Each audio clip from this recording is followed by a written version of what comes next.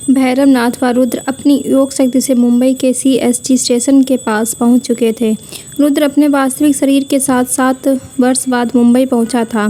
2 साल पहले उसका सूक्ष्म शरीर मुंबई के अपोलो हॉस्पिटल में अपनी मां को ठीक करने आया था। गुरु शिष्य दोनों में भगवा वस्त्र पहन रखे थे और गले में रुद्राक्ष की माला डाल रखी थी। दोनों के हाथों में त्रिशूल थे। दोनों के बाल कंधे के नीचे तक थे और दाढ़ी बहुत बड़ी थी। भैरवनाथ, चलो किसी शिव मंदिर में जाकर शिव जी का दर्शन करते हैं, तत्पश्चात अपने कार्य का श्री गणेश करेंगे। रुद्र, जी गुरुजी, मैं जानता हूँ कोलावा के एक शिव मंदिर को। भैरवनाथ, ठीक है, वहीं चलते हैं। दोनों उक्त शिव मंदिर पहुँच गए। सुबह के 10 बज रहे थे।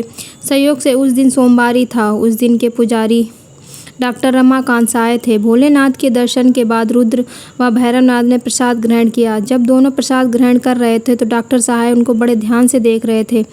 डॉक्टर साहब को भान हुआ कि वे दोनों सिद्ध महात्मा हैं। डॉक्टर साहब, महात्माओं, लगता है आप लोग बहुत दूर से आ रहे हैं। हाँ। भैरवनाथ, तारा तारणी माता मंदिर पुरी से आ रहे हैं। हम दोनों अघोरी हैं। डॉक्टर साहब, कृपया यहाँ आने का प्रयोजन बताएं। महात्मा। भैरवनाथ, हम यहाँ उस ड्रैकुला का खात्मा करने के लिए आए हैं जो मुंबई की सड़कों पर कत्लेआम कर रहा है। डॉक्टर साहब, लेकिन ड्रैकुला तो महाशक्तिशाली नर पिशाच है, आप लोग उसे कैसे लड़ पाएंगे? भैरवनाथ, मैं एक शतघोरी अघोर हूँ। पिछले 40 वर्षों से साधना कर रहा हूँ। मैंने कई शक्तिशाली नर पिशाचों को अपने बस में किया है। यहाँ मैं मुंबा देवी के आदेश पर आया हूँ। मैं तुम्हारे बारे में सब जानता हूँ। तुम एक अच्छे सर्जन हो। उज्जैन के पास नागदा नामक शहर में हो। तुम्हारे घर में एक दुखदाई घटना घट गई थी। तुमको मजबूरीवश अपनी पत्नी और उस बेटी को छोड़कर आना पड़ा जिससे तुम बहुत प्यार करते हो। तुम महाकाल के सच्चे भक्त हो। डॉक्टर साहब, क्षमा कीजिए बाबा, मैंने आपकी काबिलियत पर शक किया। आप चाहें तो इस मंदिर के पीछे के कमरे में विश्राम कर सकते हैं, फिर ड्रैकुला को मारने की योजना बनाइए। गुरु शिष्य को अब रहने का ठिकाना मिल चुका था। वे अब महादेव की शरण में थे।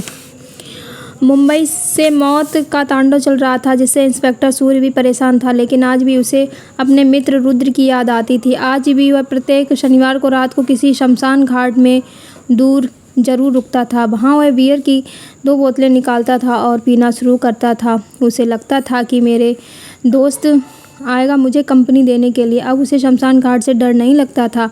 दोस्त के बिछड़ने के गम से डर नाम की चीज़ उसके दिल से निकल चुकी थी। चित्रा अब एक अच्छी वकील बन चुकी थी। अब कोलावा में उसका स्वयं का एक ऑफिस था। उसने अपने ऑफिस में एक चपरासी भी रखा था जो उसके ऑफिस को संभालता था। उसका नाम बांकेलाल था।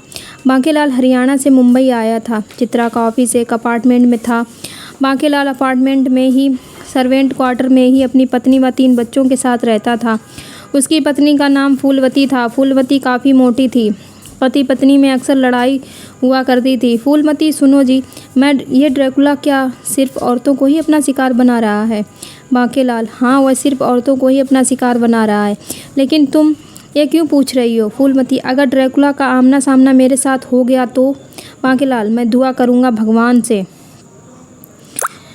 फूलमती, ओह मेरे बांके, तुम मुझसे इतना प्यार करते हो कि मेरे लिए भगवान से दुआ करोगे? बांकेलाल, तुम्हारे लिए नहीं, मैं उस ड्रैकुला के लिए दुआ करूंगा क्योंकि उसने मिलने के बाद वो तुम्हारा खून शायद ना चूस पाए, बल्कि तुम उस बेचारे ड्रैकुला का खून जरूर चूस लोगी।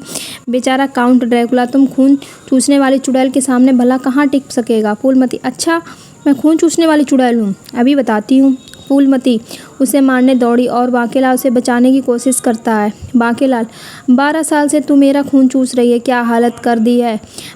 तूने मेरी सिर्फ सिंगल हड्डी रह गया हूँ। तुम फूलमती नहीं हो, फूलन देवी हो। फूलन देवी। इस तरह का झगड़ा उन दोनों के बीच अक्सर चलता रहता था।